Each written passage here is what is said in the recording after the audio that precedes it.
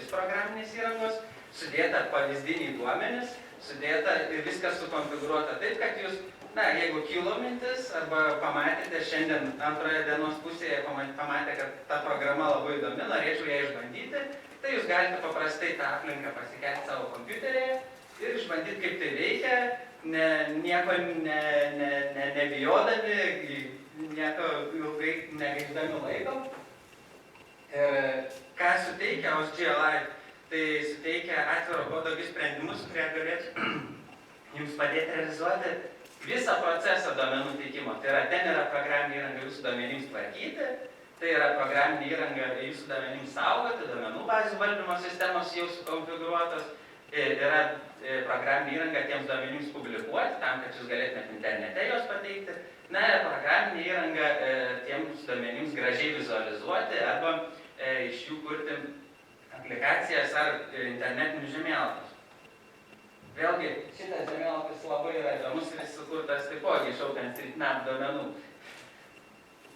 Ir ką ten galima rasti, tai vėlgi, kaip ir minėjau, desktop GIS programinė įranga kaip QuantumGIS, GrassGIS, GVC, galbūt populiariausia QuantumGIS ir aš trumpai parodysiu.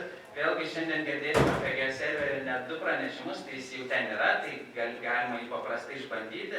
Apie PostGIS duomenų bazių valdymo sistemą šiandien vėlgi girdėsime ir jį jau ten yra.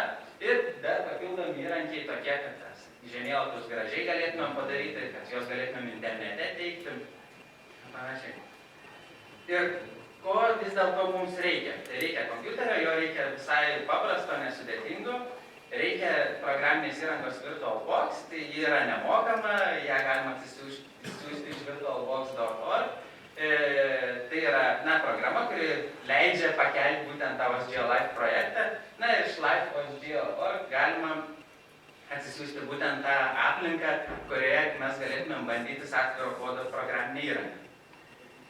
Ir vėlgi, nereikia bijoti, tą programinę įrangą galima bet kada pakelti, galima bet kada išjungti, nieks niekada nesuges. Ir, atviras kodas jis yra nemokamas, o bandyti nemokama yra, tai nedrebam ir pabandom gyvai.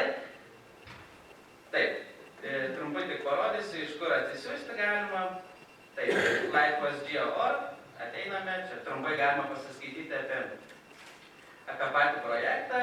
Spaudėme download ir atsisiunčiame būtent virtualią download virtual machine.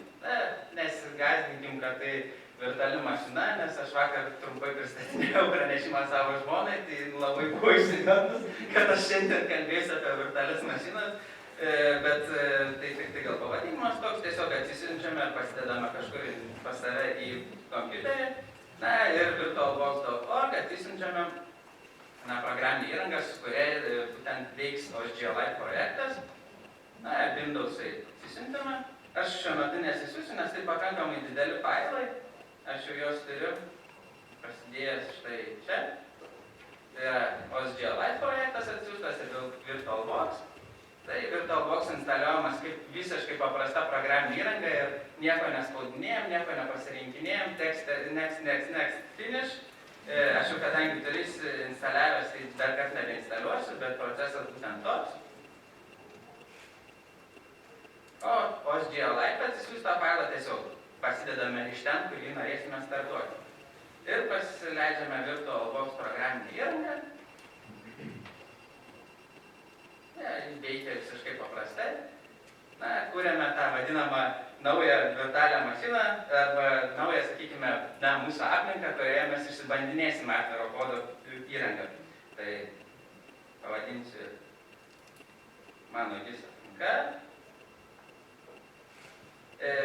Šiaip pats renginys yra filmuojamas ir bus prezentacijos, tai jeigu kažkurios vietos ar nespėjat sugaudyti, ką aš darau, tai galima nesibaiminti viską, tą bus galima pasižiūrėti. Tai aš pasirenku tik tai nedėlis nustatymus, kad tai bus Linux ir Ubuntu programinė įranga. Šiek tiek suteikiu daugiau resursų, kad greičiau veiktų. Ir šitoje vietoje pasirenku būtent mano atsisiųstą OSGLI projektą. Čia pasako, kad aš jau tokį turiu, bet man nesvarbu. Tai susikūriau ir tiek truko pats susikūrimas, startuoju.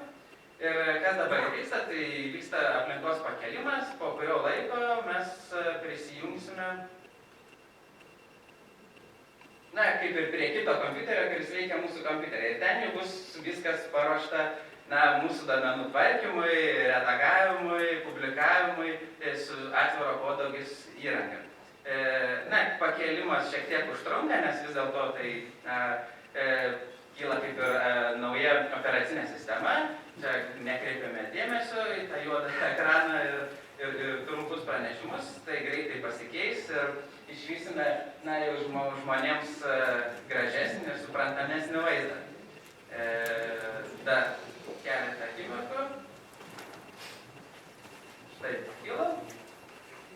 Vėlgi, kaip ir minėjau, yra pavyzdiniai duomenys, yra pagalba, yra workshopai, tai yra, na, prezentacijos, kaip naudotis.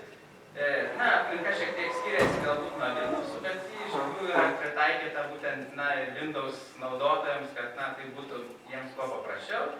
Vėlgi, duomenų bazių valdymo sistemos, desktopinės GIS programinės įrangos, tai yra visos populiariausios ir jau iš karto su pavyzdiniais duomenim. Tai yra tiek užtruko pakelti aplinką, visų gali bandytis, darytis ir kai jums nebereikės, tiesiog išjungti, ištrinti ir pamiršti apie tai. Erdvinių duomenų valdymo įrankiai, na, aš tik tai trumpai vieną pavyzdį parodysiu, kadangi man labai patinka kurti interneto žemėlapius, tai aš tokį paprastą susikursiu, atsidarau QGIS programinę įrangą. Tai yra, na, viena populiariausių, matyt, labiausiai išvystytų atviro kodo desktopui kompiuterį skirtų GIS įrankių. Trumpai. Pakėls. Ir vėlgi, kaip matote, visada praneša trumpus tokius pranešimus, kaip naudoti ir ką spausti. Kaip minėjau, iš karto tai ateina su pavyzdiniais duomenimis. Aš jau truputį juos peržiūrėjau, tai kad, sakykime, jums nebereikėtų įkelinėti, bet galite iš savo kompiuterio ir čia įkelti ir išbandyti visą tai, kaip veikia. Na, aš pasirinksiu gyvenamosias vietas, tai viso pasaulio gyvenamosios vietos. Negyvenamos vietos viso pasaulio didieji miestai, na, dar spalvą pasikeisiu. Kaip matote, sąsaja ganėtinai intuityvi, tikrai negazdina. Ji iš tikrųjų yra, na, labai profesionaliai parengta, galima kurti išties gražius, detalius žemėlapius ir juos kurti internetui. Na, pasikeičiau žemėlapį, mano čia paprastas žemėlapis su taškais. Na ir vėlgi, tuo ypatinga atviro kodo GIS programinė įranga, ypatinga tuo, kad jei papildinius arba plėtinius arba papildomą funkcionalumą